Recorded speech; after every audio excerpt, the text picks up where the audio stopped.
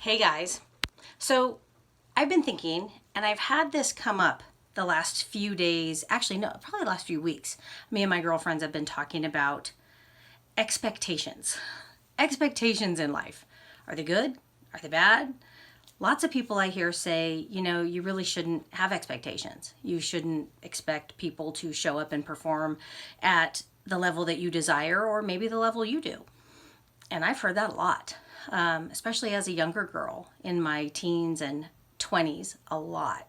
Kathy, your expectations are just too high. You show up and you put your heart into it, and you just can't expect people to be like you.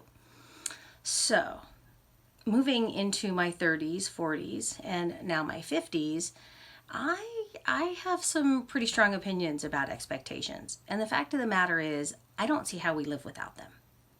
You know, how do you live your life without participating with other people and showing up for them and expecting them to show up for you?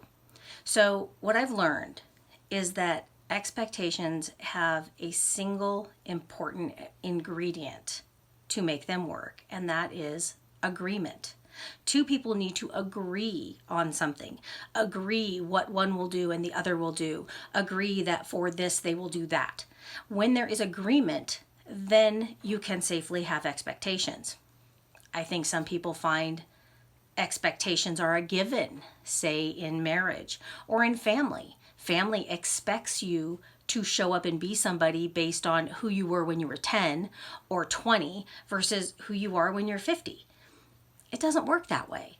You have to communicate. You have to talk to people. You have to understand how they've grown and changed and what you are agreeing to before you can expect them to show up and do something for you.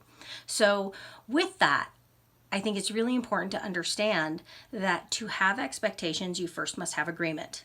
And when you have agreement, you can then follow through with who's going to do what. Kind of the caveat to that is when, like I said earlier with family, we tend to create narratives about people. We know who they are, we know how they feel, we know what they're going to do, we know what they're going to say when we say this. Like, how do you know? You haven't said it yet. How do you know? You haven't shown up yet. You can't predict what people will do or say. So you need to show up and be present. Don't create expectations based on what you think versus what you know and what's been agreed upon. Even if you know it, it still has to be agreed upon. And I think if you do that, it's safe to have expectations. In fact, it's good. It's healthy. It drives us to be better. Now, what happens when you have agreement and then they don't show up? Well, that's another conversation. And I have learned how I handle that as well. So that's what I think. I would love to know what you think. Is my logic flawed? Is are expectations and agreement, do they go hand in hand for you? Let me know. Follow me on social media. I'm Kathy Partak on Instagram and on YouTube. And I will post my next video about how I handle people who don't necessarily follow through and meet their obligations with me or meet my oh so high expectations. I hope you guys are having a great day.